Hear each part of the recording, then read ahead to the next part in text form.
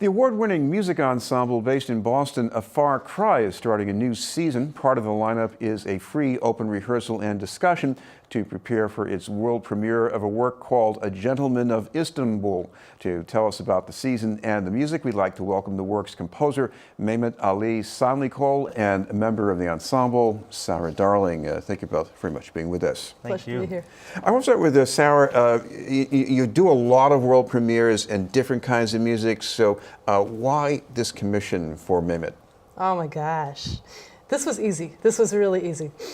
We had a wonderful time working with Mehmet 4 years ago on a piece for our inaugural CD on our label, Cryer Records. CD's name was Dreams and Prayers, and what we wanted to do was to take a look at all three of the Abrahamic religions, the people of the book, if you want, Islam, Judaism, Christianity, and kind of focus in on the mysticism of each one of these religions. So we put together a whole program, and we were incredibly fortunate to work with Mehmet on a piece that was inspired by Sufi practice. That's right. And God, it was 20 minutes of, 10 minutes, sorry, but it felt like 20. 10 minutes of total brilliance. So we've been looking for a chance to do something with you ever since. And it's nice to have this opportunity. Mehmet, you're from Turkey originally. I guess your first loves were Western music, classical and jazz. And then in America, you discovered Turkish music. I mean, how did that come about? Well, my parents are Turkish Cypriots. So they're from the island of Cyprus, and up until the age of 15 or so about, they grew up under the British. And so my mother is a classical piano teacher, and she was trained with the British teachers and so on. And even though I grew up in Turkey, our household very much championed all kinds of Western musics. And so it is fair to say that there was a sort of Orientalism in our household toward looking back at anything Turkish or Middle Eastern. That being said, I grew up with a rather natural form of observation of Middle Eastern culture. Of course, Islam is a big part of that. Myself and my parents, we very much lived a secular way of life. That being said, Sufism, Islamic mysticism, and practices that are associated with that were always around me. To make a long story short, I actually came here just to really dive into jazz. And then along the way, I don't know, maybe 5-6 years down the road, I started taking interest in first Indian music because of jazz musicians' interest in Indian music. But then I started coming closer from a completely different direction to Turkey, because then I started looking into Iranian music. And then finally, I discovered Turkish music, but it happened not because of nostalgia or any form of melancholy. It was only because of pure musical interest, sudden interest. It was transforming, and in fact, it started a 10-year-long period in my life where I stopped more or less performing jazz or composing music, only to entirely devote myself to what I call a reconstruction of my identity. So how does this tie in to the mission of A Far Cry? Oh, wow.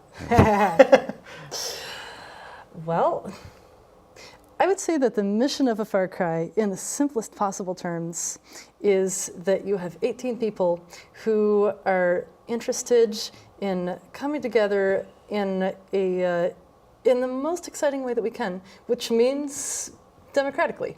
It means that we rotate leadership. It means that we seek out the things that satisfy us as artists, and we sort of discovered over the first 11 years of our existence that when we seek out the things that satisfy us the most, we also generally get to the most interesting results. And so working with composers that we love is right there in that sort of sweet spots of simultaneously doing what is totally satisfying for us, and also, you know, the wonderful nature of just bringing a brand new piece into the world. And especially, I'm especially curious about this piece because of this whole question of perception. I mean, we're going to be looking through the eyes of an explorer, and I don't want to put words in your mouth, but what is exciting me about it is that, you know, there's this sort of trope that the explorer is Western, the explorer goes to seek out exotic lands. Exactly. All of this stuff. And I mean, yeah. Here's this guy who's turning that whole idea on his head, and I cannot wait to see what he sees. Right. This is Vienna News, and we're talking with the composer Mehmet Ali Sanlikol, and from Far Cry, Sarah Darling. Mehmet, in this new piece, I guess you want to change some stereotypes about Muslims, right? Well, yes, because it was a couple of years back when the stereotyping of Muslims in the U.S. really started becoming uncomfortable for me and for my household. And I never felt that up until a few years back, not even during 9/11.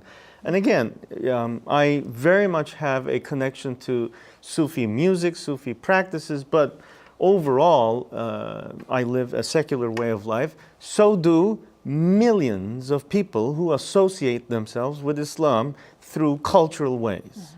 I grew up in those kinds of environments. I can think of millions of people like that.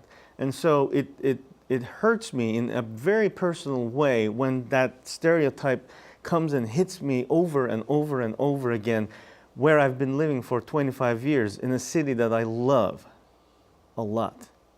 One of the things I picked up, I listened to one of your pieces that was played recently by the New England Conservatory at Jordan Hall, and you know, I felt in a way, I think I've heard this music in a way before, that Turkish culture has been influencing us for centuries. I mean, whether it's Dave Brubeck, Blue Rondo Alaturk, or some of the music from the Balkans. I mean, talk about how that's been spreading around here. Right. That was another part of my story, because I came to discover the so-called Ottoman Janissary bands, this whole connection through the military band to European classical music, of course, and obviously the entire repertoire of Alaturka in Turkish style music, of course, Mozart's Turkish operas and so many other works.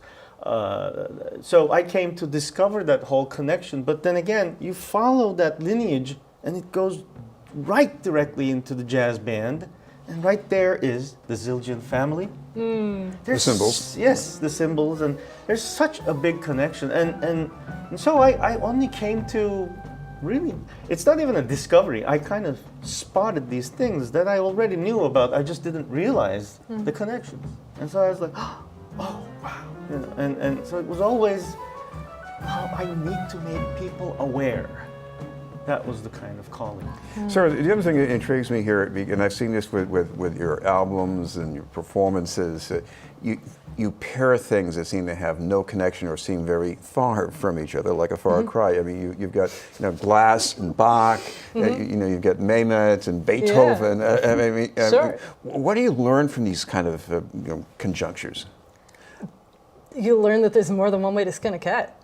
You learn that the obvious connection may not be the truest connection.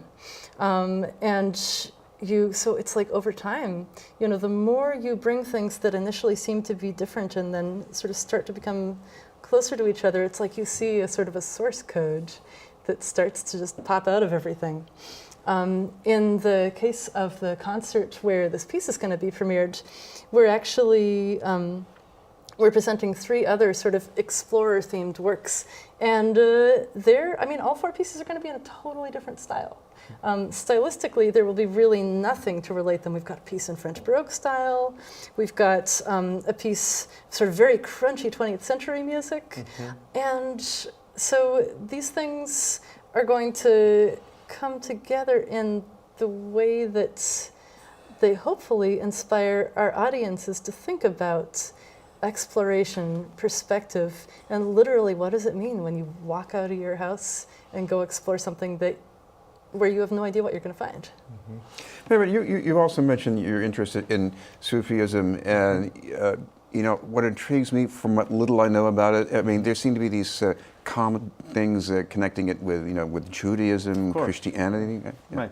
I mean, mysticism is, of course, a very shared phenomenon among all peoples, all religions, way beyond the Abrahamic traditions. And however, of course, since I grew up inside an Islamic community, I have observed more those types of mystical practices. Not necessarily very consciously as I was growing up, but they were around me.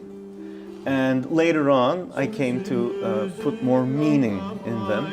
And then I came to study them because I was interested in them. But then all of that happened more or less while I was here. But musically, I try to find ways to reflect on them in, if I can say, in internalized ways.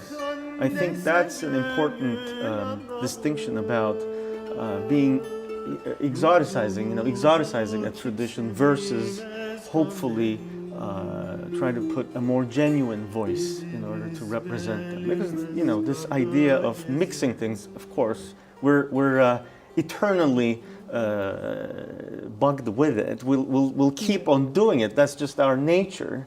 But at the same time, there is a thing in terms of being able to internalize a language, be it a musical language or an actual spoken language. And so I tried my best to internalize several musical languages so far in my life: jazz, Western classical composition, and more lately, a variety of Turkish and Near Eastern musics would be among them. And I should say, it does sound like a distinctly personal voice. You're not just being derivative.